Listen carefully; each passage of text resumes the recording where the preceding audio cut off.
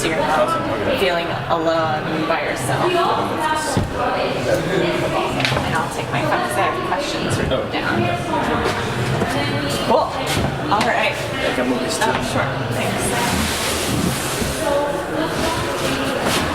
Just pull these up. Okay. So I'm sitting here with Luis from Aragon. What's your role in Aragon? So I was a founder, and I'm currently CEO of Aragon, which is the first company working on the Aragon project. So I do a lot of different things every day. It would be great to hear a little bit about your background. Are you from Spain? Yeah, I'm from Spain. I got started with free software when I was like 12 years old. So for me, it was like striking that you could create stuff, probably sit on the web, and people would like contribute back with no like intentions at all to like monetize it whatsoever. And for me, that was great because coming from a humble family, you could like create stuff without having to pay for it. Basically, it was just for free, and then if you make something cool, you share it with the world again. So that was mind blowing for me. And then obviously Bitcoin, like back in 2011, that was mind blowing too. Just figuring out, you know, there's technology, there's code, but also this can have huge social implications. Yeah. Where in Spain are you from? I'm from Asturias in the north. Okay. I used to live in Madrid for quite a long time. Okay. What is the blockchain community like in Spain? Non-existent, and the one that there is, it's mostly like people that are sort of like pump and dumpers and traders. So yeah, it is not very empowering, to be honest. I never connected with it fully. It was just like, you know, the whole point of blockchain is that it's global, right? So you don't have to cohere yourself into like your little place. So how did you learn about it? How did you continue to evolve your ideas? If you're isolated, how did that happen? Well, you're not as fully isolated, right? You can be isolated in the sense that your like a scene in your town is not very good, but you have the internet, and that's the best way to end isolation ever. So it was mostly like talking in open source communities in the beginning, and then with crypto, I feel it's very empowering because it's not only about like the code; it's just like about the social changes. So it kind of merges. Like a little bit of like politics, a little bit of like, you know, sort of social organization with like coding and technology, which I really love. So we just like in these forums, like talking to people there, seeing what they are building, texting with them, building like an open source project and community. Cool. And so what year was it that you started getting involved? With crypto it was 2011, because I saw Bitcoin the first time in 2009 when it got published on Hacker News, and then I thought this is just technically impossible, this must be a scam, whatever. And then in 2011 I actually read the white paper and I was like, oh my god, this is really like, this works, like this is not a scam, this actually has some properties that work. And so then what? Well, then you start building stuff, right? In my case, it's funny because like 2011, Bitcoin was like, I don't know, $50, whatever, and I bought like some like Apple or whatever, and then I had to sell them all to like pay rent because I wasn't literally like crypto back in the day. It wasn't very profitable. You just like were working on like your small thing, your small like side project, whatever, and I wanted to keep doing that, so I basically like sold everything. And then for me it was kind of funny because like when people think about, oh, but you've been in crypto since 2011, I'm like, yeah, but I always was focused on like building, so I didn't really sort of like trade or whatever. It was just like this very pure relationship, like I like this technology and I want to build the stuff on it, and the community was very small compared to now, obviously. I feel like different aspects of blockchain or Bitcoin resonate with different people. For you, what really sparked a light in you that you're like... Well, I think banks played a terrible role in this last crisis, and it was something that deeply touched my family in many ways, and so I feel that having this liberation, this option that you can live a life in which, because for most people they work like, 40, 50 years and they don't even know what they are getting in exchange. They use these currencies that can be manipulated at any time. So you're basically working your ass off your whole life for something that you're not even sure how it works at all. So for me, Bitcoin was this escape route in which it's very liberating because at least you know what you're getting in exchange. So at what point did you start working on Aragon? Actually, what was the problem that you started to solve for when you started thinking about this? We had an idea back in the day about where we are today, it was much more focused on like companies and how you can create like a Delaware C Corp kind of thing on the blockchain. Because I mean, we were obviously like Spaniards. We were in the Valley back then. It was actually during the period of time that Donald Trump won the elections. We were trying to like get a visa which expired by default, and then Donald Trump won the elections. So we were like, okay, bye. And we were trying just to like level the playground. Really, like Delaware C Corps are amazing.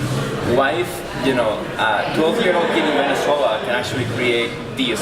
You don't need to be a Stanford or Harvard graduate. You can just be like someone in Venezuela that wants to organize with someone else in the world, and you can create this structure that's similar to the Delaware C Corp, and no question asked at all. So that was the first target that we wanted to arrive to, and also like for us, open source projects have always been like a very strong inspiration. Like right now, you don't have legal entities back in these projects. Usually, it's just like they are very fluid. They're very fluid for a government to have like something that works, that is very rigid, and so having this consensus and these organizations that can be created from the bottom up instead of from the app bottom, I think is very powerful. Yeah. Hi, sorry, we're live streaming. We're live streaming.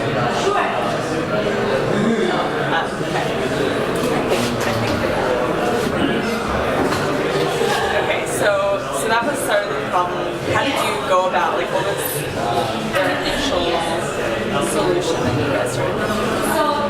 It was a very basic dApp to basically create like a very a structure very similar to like a Delaware C Corp. Basically, you have like shares, and you have like a voting / board of directors and like a finance app in which you have all your like finances. But it was very rigid also. Like it wasn't very. You couldn't install like new apps into your organization. You couldn't like create or have like different permission systems. It was very rigid. It was basically like replicating what Delaware C Corp is, but on chain, which I mean has a lot of benefits by itself. But then we kind of went a step further and enabled like anyone to build apps on top of Aragon, and for it to be like more like an operating system for organizational structures. So you can create a non-profit or an open source project, or a C Corp. But you can create many forms of organizations. Starting in an early stage projects. To give context, like a lot of how I've been exposed to Aragon is like we could use it for a DAO in the future. But at the early stage, how are you seeing people using the platform? I think it's projects like you guys which really can benefit from it, like Starter. Because obviously these kind of products, they will not be accessible to like the mainstream in 2 years or something like that. Like right now, it's very for like the crypto sort of people to use because you have to understand a lot of concepts.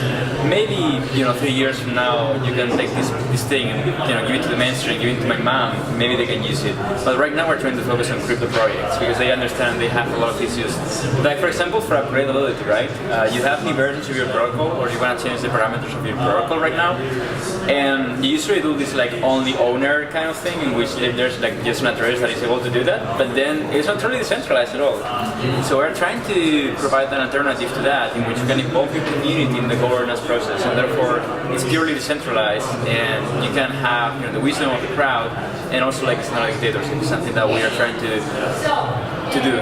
Yeah. Okay, so like say we are gonna upgrade to like the next version in the next 2 weeks for like you're like what would that actually look like in terms what is that, how would that so basically you have like what we call a proxy contract, and this contract it never changes. It's just like a very basic contract which takes any call and then delegates each call to another different contract. So basically you can imagine it as like something immutable, and then you can have different versions, and these using like a reference to the newest version, right?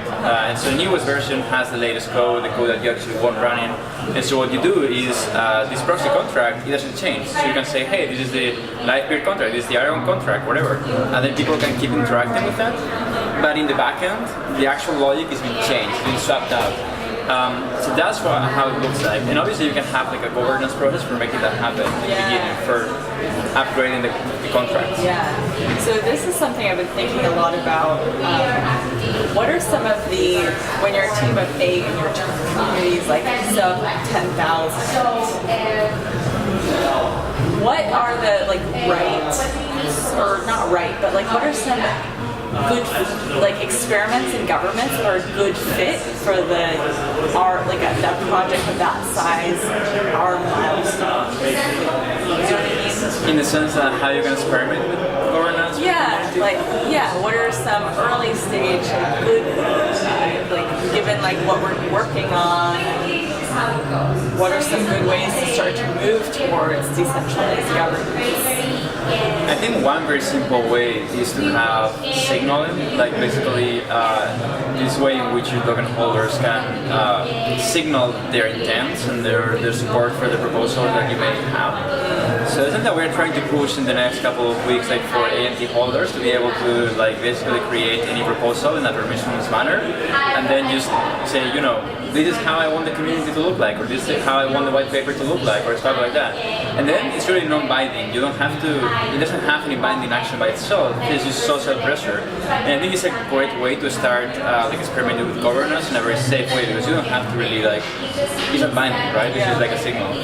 So where does that happen? Is that on your chat platform? Is that on forum? Is that on a new platform, GitHub or a new platform? That would be an Aragon app that we are building. There's basically like an app in which you have description of the proposal that you want to do and the support it has, and who voted yes and no over X period of time, so you can see the trend, and then you can vote and you can signal for multiple options.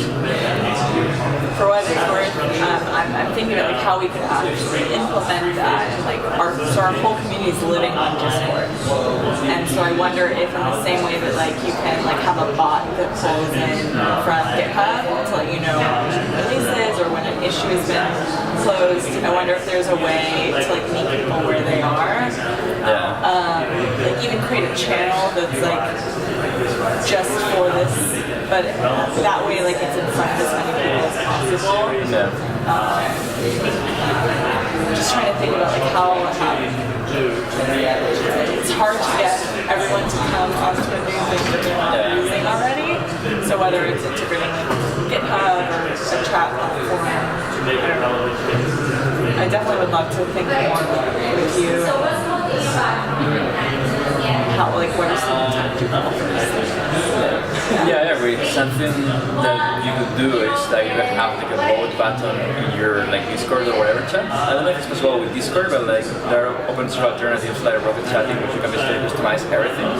So you can even integrate a way in which people can directly vote from your chat interface. You can have a hashtag decisions channel or whatever, and then people can vote there.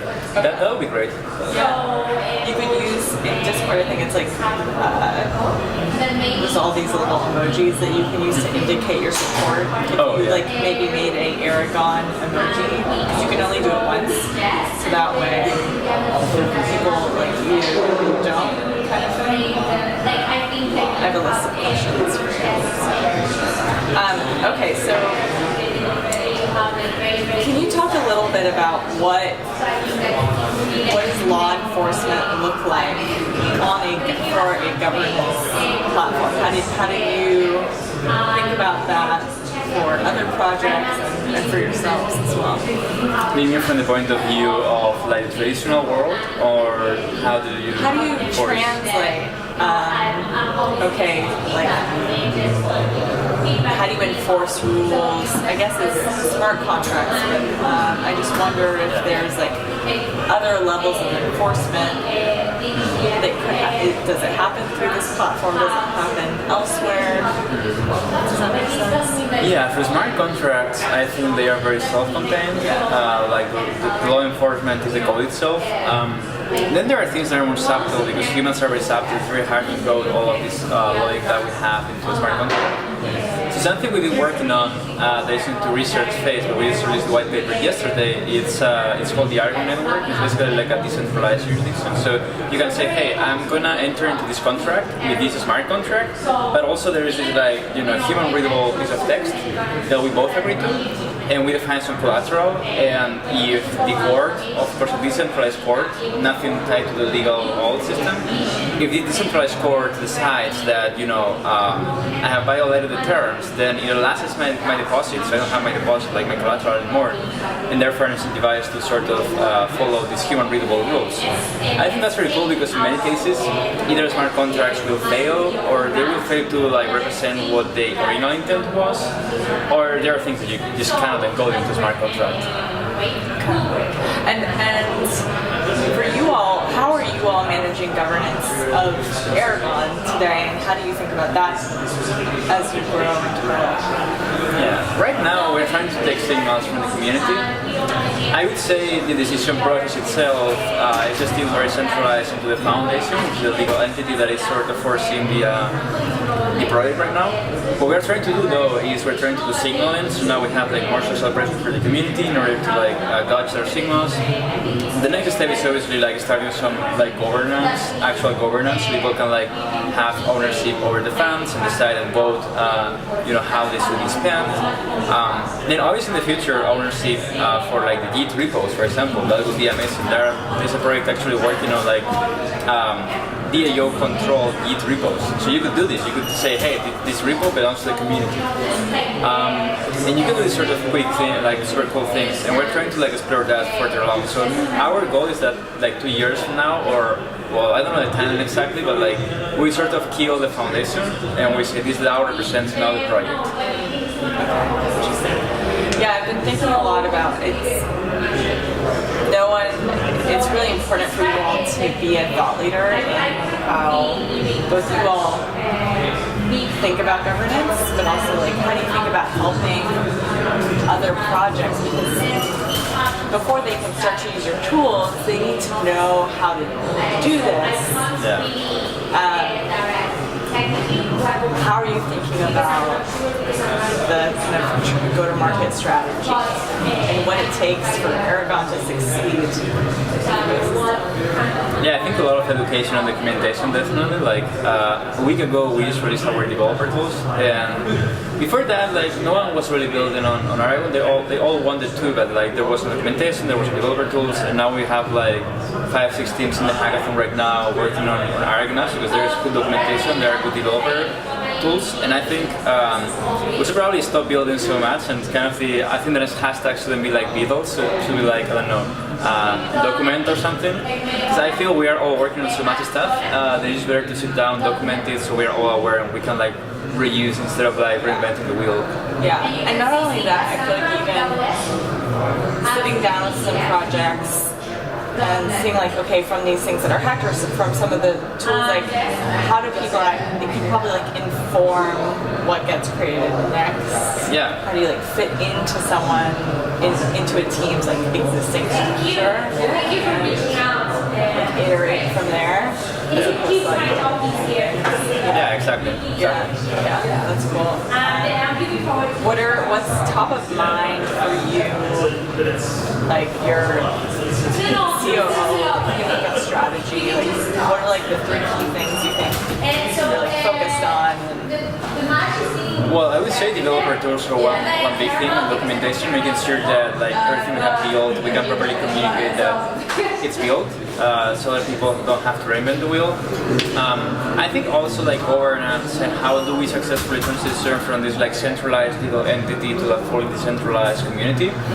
I think it's probably the first time that we are anyone is exploring that, so it will take a lot of time and iteration. And third, obviously, something that we're trying to do also to decentralize development is onboard more teams into Aragon. So we want to say, hey, Aragon is a community, Aragon is a movement, we are decentralizing its governance and its development. Aragon One, which is the company that I work for and we all work for in my team, is basically the first company working on Aragon, and there can be more other companies. And we want to level the playground in a way that every single company working on Aragon has the same tools and the same possibilities, and therefore we can have multiple teams. We want to reduce or totally dismiss the bus factor, which is what happens if a bus basically hits us all in the Aragon One team. We want the project to still succeed and be a fully autonomous project. So we're trying to sort of get other teams into, give them grants, and integrate them into Aragon. Yeah, I'm thinking about like at what point does it make sense for like your strongest contributors to start to join like the Monday engineering meetings, and like when do you start to really bring people in?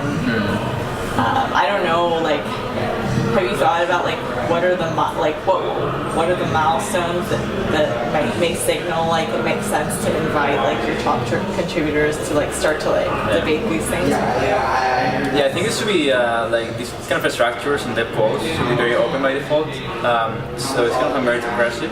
I think you have to define like the parameters, like over what limit of like contributions or PRs or whatever you get to be to the call. And then if you do that, you should be automatically included regardless of your like inclination or the team you belong to. So we're thinking along that way, like how can we make these calls in a way that they are fully inclusive, and also like if we have multiple teams, how we can make like everything public by default, because then like it's very easy for other teams to like go or individual contributors to go and help, because like there are no information asymmetries. I think that's really cool, and could also be a incentive to get developers to participate in your network, because I think there's like this idea of like what does it mean to be on the team, and it doesn't have to be the people on the payroll. It can be like your core contributors, and if you give like it can almost be something people are working towards instead of bounties. It's like a non-financial incentive that I think could be really, really interesting. Yeah, if you look at open source, like a lot of it is just like sort of commitment or self-realization. That's so interesting. And so are you guys sitting down with projects and like helping them think through this, or Definitely. We have an initiative called Aragon Labs, which is basically let's get together with a bunch of crypto projects and experiment with governance with them and do like a very small controlled experiment and see what works and what not. So I believe a lot of these components will be very reusable for crypto projects, and right now everyone sort of sees governance as like this black box, such as like scalability is kind of the same, right? We have like two black boxes right now in the Ethereum community, like governance and scalability. We're trying to figure out governance, and so we're trying to sit down with projects and see what they need. And you share everything with the community, because I think it's going to be awesome if we can just like a year from now, we can say, hey, this governance thing works for this kind of project, and just like take it and use it. That's amazing. So like literally like when you do, what's your operations? Do you guys do Monday meetings, team, do you share everything? Is there like... Yeah, right now we're trying to share more, because I mean, we are like, being just one team is very different from being multiple teams, so we're trying to have more teams into Aragon. So we're trying to be more public, certainly. Right now we try to have everything in written communication, or like most of it. Obviously we have some weekly meetings which are more like discussions, so like more fluid. But I think it's very cool if you have like everything in written communication, because then publishing to the community is very easy. And we try to follow that as much as possible. Like just write everything, and then once it's written and polished, you can publish that to the community in like 5 minutes, whatever it takes to like basically polish it here and there. What do you think, as you think about like kind of, you mentioned the key things you all need to get right, what might stop that? Like what's like the biggest risk Aragon has? I think it's centralization. Like if we fail to onboard more teams and we are the only team working on it, that has some risk. It's probably fine like for a couple of years, but it has a risk if you don't decentralize development in like a longer time span. So I think that's the first one, and that's why we're trying to like really onboard more teams to it and find like top teams in the space that want to contribute to Aragon in some way. Yeah. Cool. Well, thank you. Thanks for the time. Yeah, thanks a lot for the interview. Yeah, nice to meet you. I'm excited to keep talking with you guys and see how we can experiment. Yeah, same. I started